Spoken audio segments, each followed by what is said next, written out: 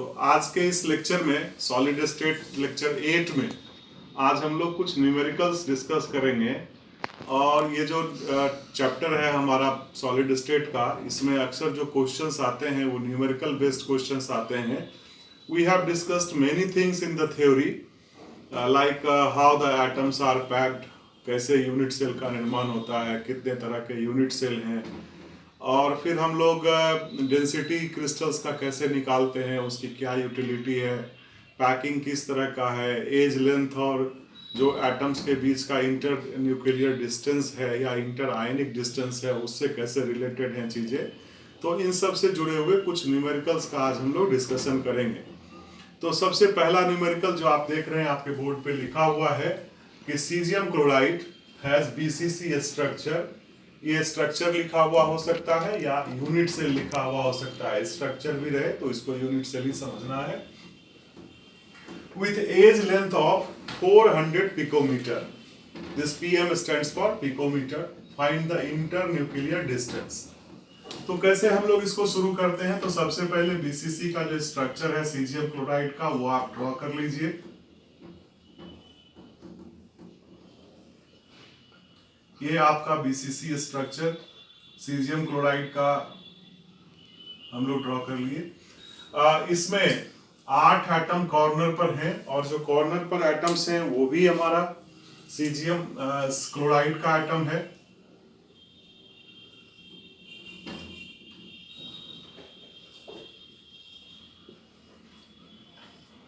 ये 8 क्लोराइड के एटम जिसको हम लोगों ने रेड कलर से दिखाया है, और आप दूसरे कलर से इसको दिखा सकते हैं सीजियम। यहाँ हमारा ये सीजियम है।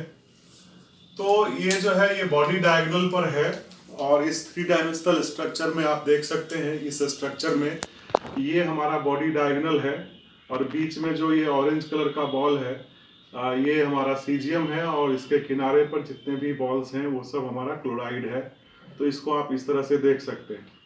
तो इंटर न्यूक्लियर डिस्टेंस निकालना है, मतलब दो न्यूक्लियस के बीच का डिस्टेंस। यानी कि आप देखिए इस डायगोनल के आधे की जो दूरी है, आप मेरी उंगलियों को देखें, इस दोनों डायगोनल के आधे की जो दूरी है ये दूरी आपको निकालनी है। और आपको दिया हुआ क्या है,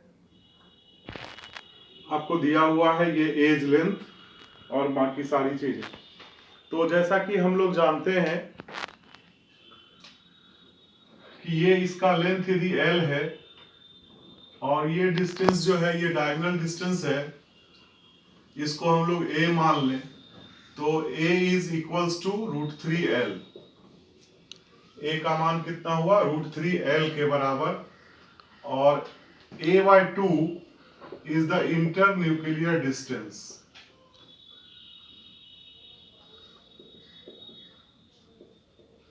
इसको मान लेते हैं हम लोग A, ये B। तो इसका जो आधा दूरी है यानी BC या AC, जो AB का हाफ है, इस दोनों में से कोई भी, तो यही डिस्टेंस हमारा इंटर न्यूक्लियर डिस्टेंस है और इसको निकालना है। तो this will be equals to √3/2 into L, यानी 1.732/2 इंटू 400 पिकोमीटर। तो ये वैल्यू आपका, इसको ऐसे काट लेते हैं, 200 पिकोमीटर हो गया,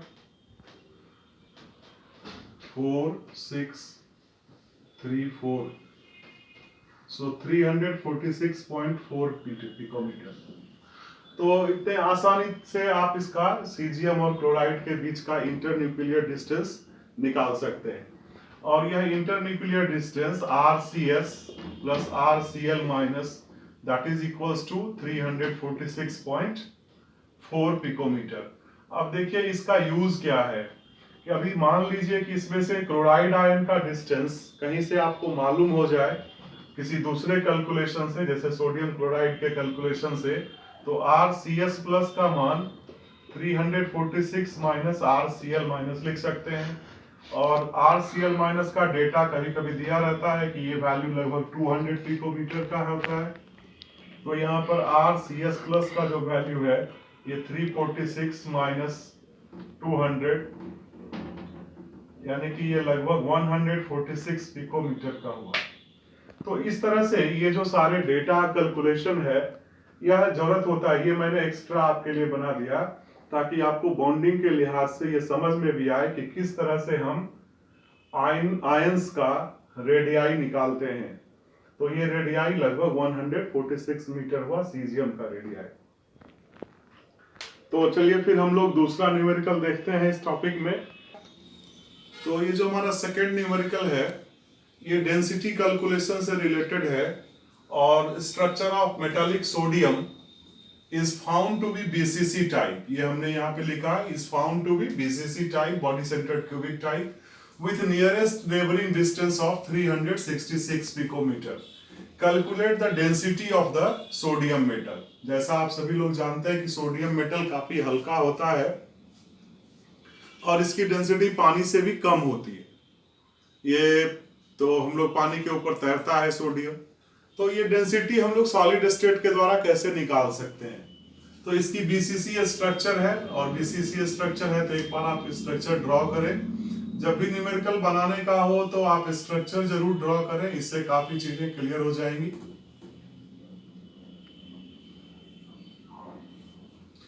अब यहां देखें कि सोडियम मेटल है, यहां पर भी है, यहां पर भी है और यहां पर भी ये सोडियम मेटल है।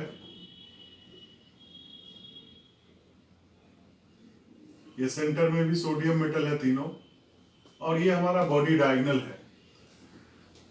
तो आप इसमें जो रिलेशनशिप है कि नेबरिंग डिस्टेंस दिया हुआ है, यानी इस सेंटर से इस पॉइंट के बीच की दूरी दी हुई है 366 पिकोमीटर। ये मान लो बॉल ए है, ये बी है और ये सी बॉल है, तो A C equals to 366 picometer, यानी कि A B the body diagonal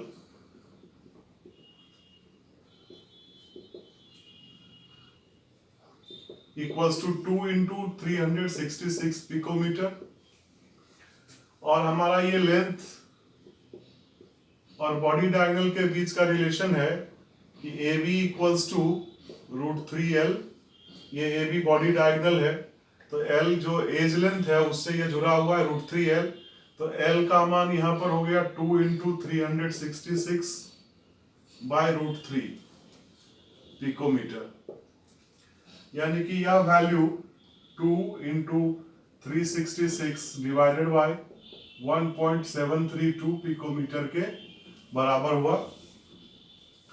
और इसको हम लोग सॉल्व करेंगे तो 2 से इसको आप काट लीजिए 0.866, और ये थोड़ा सा इंक्रीज हो जाएगा और ये वैल्यू इंक्रीज होकर के आपको आएगा 422 पिकोमीटर लगभग।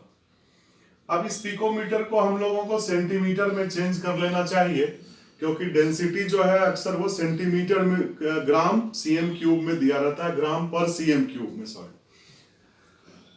तो ये हो गया 422 into 10 to the power -12 metre, यानी कि 422 into 10 to the power -10 centimetre, और इसको 2 जीरो इधर ले लें तो 4.22 into 10 to the power -8 centimetre. आपको डेटा चेंज करने के लिए आना चाहिए कि पिकोमीटर से सेंटीमीटर या मीटर में हम कैसे लिखेंगे, और दशमलव के एक अंक पहले पूर्णांक का एक अंक होना चाहिए, होल नंबर होना चाहिए, इसमें हम लोग डेटा जनरली लिखते हैं। तो डेंसिटी का जो फॉर्मूला हम लोगों ने कल पढ़ा था उसके हिसाब से density equals to Z into M divided by Avogadro number into L3। अब इधर की चीजें सब दी हुई हैं, चूंकि यह BCC है तो Z जो पैकिंग पैरामीटर है इसका मान आप ध्यान दीजिए ये 2 के बराबर होगा, तो 2 इंटू 23 ग्राम पर मोल। ये M जो है ये सोडियम का मास है, ये अक्सर आपको दिया रहता है क्वेश्चन में, या नहीं भी रह सकता है। अब आप बड़े क्लास में हैं तो you must know the masses of common elements. So sodium is given as 23.0 U. U stands here for unified mass. और Na हो गया Avogadro number 6.022 10 to the power 23 per mole. और L का वैल्यू आप यहां लिख सकते हैं 4.22 इंटू 10⁻⁻8 सेंटीमीटर और इसका क्यूब।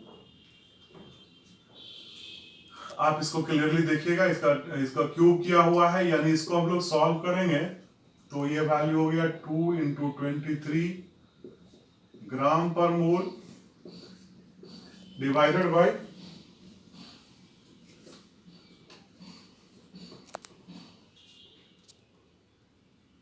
6.022 10⁻23 पर मोल इंटू 4.22 इसका क्यूब और 10⁻⁻24 cm क्यूब। तो हम लोग इसको लिख सकते हैं कि now density equals to 2 into 23 gram per mole, और ये मोल इनवर्स देखिए यहां से कट जाएगा, ये सेंटीमीटर क्यूब ऊपर जाएगा, तो ग्राम cm माइनस क्यूब, जिसको हम लोग ग्राम पर सेंटीमीटर क्यूब भी कहते हैं, डिवाइडेड बाय 6.022 इंटू 4.22 का क्यूब और 10⁻⁻1। तो हमारा जो यूनिट है, सबसे पहले आप न्यूमेरिकल बनाते हुए देखें कि आपका यूनिट सही आ जाए। तो हमारा यूनिट यहाँ पे आ गया है, इसको हम लोग ग्राम पर cm क्यूब में लिखते हैं, तो ये यूनिट आ गया। 0.22 का क्यूब आप करेंगे तो this value approximately comes at 70, so 2 into 23 gram पर cm क्यूब 6.022, और ये 10⁻⁻1 को आप ऊपर कर दीजिए तो 20 हो जाएगा, इंटू 70, और this value approximately comes as 46 divided by 4, 7 2 जा 5,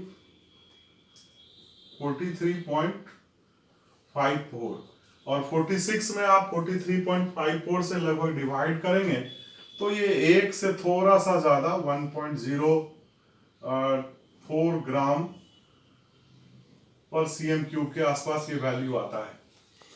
तो ये वैल्यू थोड़ा सा वाटर की डेंसिटी से ज्यादा लग रहा है, बट एक्चुअल डेंसिटी जो ये सोडियम की है, लिथियम, सोडियम, पोटासियम, ये सभी हल्के एलिमेंट्स हैं, और इनकी जो डेंसिटी है ये आप देख सकते हैं बुक में, ये डेंसिटी 0.53 ग्राम पर cm क्यूब की है। सभी डेंसिटीज ग्राम पर cm क्यूब में है। सोडियम 0.97 और पोटासियम लगभग 0.91 है। ये तीन मेटल जो हैं ये हल्के मेटल हैं और पानी के ऊपर ये तैरते हैं, तो इसलिए सोडियम काफी हाईली रिएक्टिव है, और these metals are highly reactive, so we must not put into the water और air freely, it will react violently and the elements are very light. तो आपके मन में जो एक बात रहती है कि मेटल्स सभी भारी होते हैं, सारे मेटल्स भारी नहीं होते हैं। ये तीन मेटल ऐसे हैं जो रुई के तरह हल्के मेटल हैं, काफी लाइट मेटल हैं। तो इनकी डेंसिटी निकालने का ये फॉर्मूला जो हम लोगों ने डिराइव किया, और जो डेंसिटी का वैल्यू यहाँ पे निकाला 1.04, और ये डेंसिटी ये देखिए लगभग मैच करता है। It is not exactly true, क्योंकि एग्जैक्टली सही हो भी नहीं सकता है, सोडियम के अंदर काफी वॉइड्स हैं, तो उन वॉइड्स को भी हम लोगों ने यहाँ वॉल्यूम में कंसीडर किया है। ये थोड़ा डिस्क्रिपेंसीज क्यों है, तो ये खाली जगह के कारण है, वॉइड के कारण है, और ये LQ जो यहाँ आपने लिखा है उसमें टोटल क्यूब का वॉल्यूम ले लिया है, लेकिन उसके अंदर कुछ जगह खाली भी है, तो वॉइड्स को हम लोग यदि बाहर करेंगे तो फिर ये डेंसिटी ऐसा आ जाएगा। तो आज का जो तीसरा न्यूमेरिकल हमने लिया है वो है एवोगाड्रो नंबर के कैलकुलेशन से। आप देख सकते हैं इसमें हम लोगों ने लिखा है calculate the value of Avogadro number Na, और ये एक मिस्टीरियस नंबर जैसा लगता है शुरू में जब बच्चे इसको पढ़ते हैं कि एक मोल में इतनी बड़ी संख्या कहाँ से आती है, कैसे आती है। तो उसके लिए हम लोग थोड़ा सा थ्योरेटिकल कैलकुलेशन करके देखें, और ये डेटा दिया हुआ है from the data given below. Distance between Na plus and Cl minus in FCC lattice is 281 picometer. Density of NaCl that is given as 2.165 gram per cm cube, और ये जो मास दिए रहते हैं वो दिए हुए हैं। तो सबसे पहले आपको करना क्या है कि FCC लैटिस ड्रॉ करना है, जैसा कि हम लोगों ने पहले बनाया है।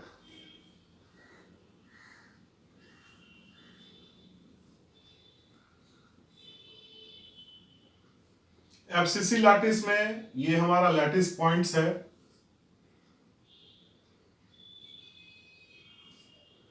ये कॉर्नर्स, और ये हमारा फेस सेंटर्ड, ये और दो आगे पीछे भी इसमें बना सकते हैं। तो जैसा कि NaCl के स्ट्रक्चर में हम लोगों ने देखा है पहले कि ये जो हमारा वॉइड है उसमें Na प्लस रहता है, this is a structure of, और यहाँ पे जो हमारा Cl माइनस है वो वॉइड में है, तो Cl माइनस को हम दूसरे कलर से दिखा देते हैं, रेड कलर से, और ये किसी भी जगह पर है, ये ध्यान से देखिए, ये दिया हुआ, तो ये हमारा लेंथ है यूनिट सेल का, क्यूब का लेंथ दिया हुआ है, निकालना है, और आपको दिया हुआ क्या है, तो Na प्लस और Cl माइनस के बीच का डिस्टेंस है, यानी कि लेंथ का जो आधा है, ये जो हमारा ये लेंथ है, इस लेंथ की आधी दूरी दी हुई है, और सारे लेंथ बराबर है, तो यहाँ पर Na प्लस है, मान लीजिए नीचे देखिए तो यहाँ Cl माइनस है, यहाँ Cl माइनस है, ये Na प्लस है, तो ये दूरी जो है, this distance is called inter ionic distance. ये ध्यान देना है कि ये कभी कभी यही निकालने देता है, कभी ये दिया हुआ रहता है, तो उससे हम लोग को दूसरा डेटा निकालना है। तो this L/2, this is L, so this L/2 is the inter ionic distance, ये हमारा दिया हुआ है 281 पिकोमीटर। तो हम लोग L का मान इससे निकालेंगे, तो L equals to 2 into 281 picometre,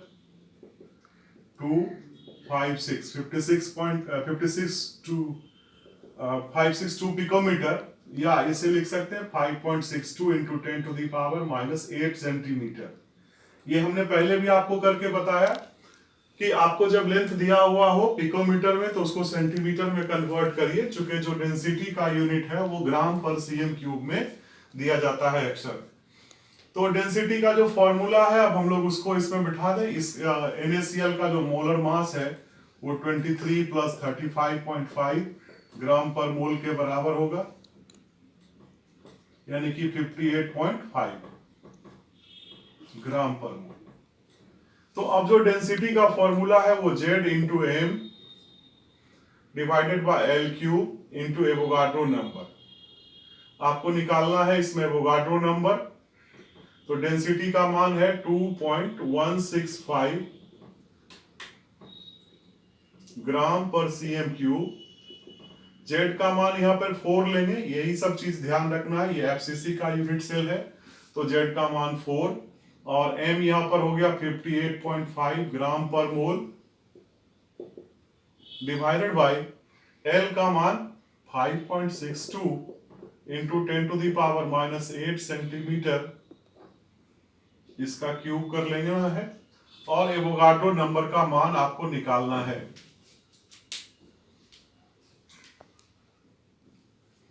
तो Avogadro number Na, this will be equal to 5.58.5 gram per mole divided by 2.165 ग्राम पर सीएम क्यूब मल्टीप्लाइड बाय 5.62 का क्यूब कर लेंगे,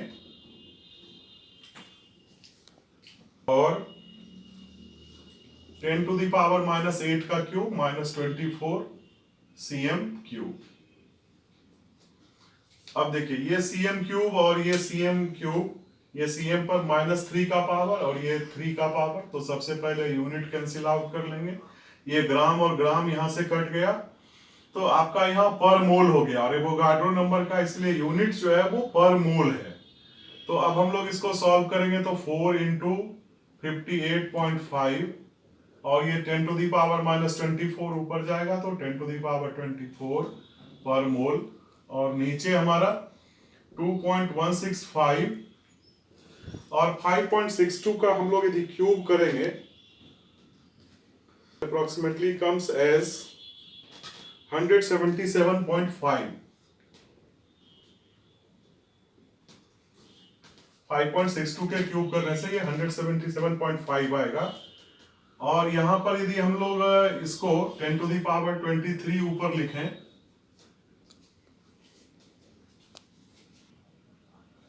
तो 40 into 58.5 divided by 2.165 into 177.5 into 10 to the power 23 per मोल, ऐसा लिख सकते हैं।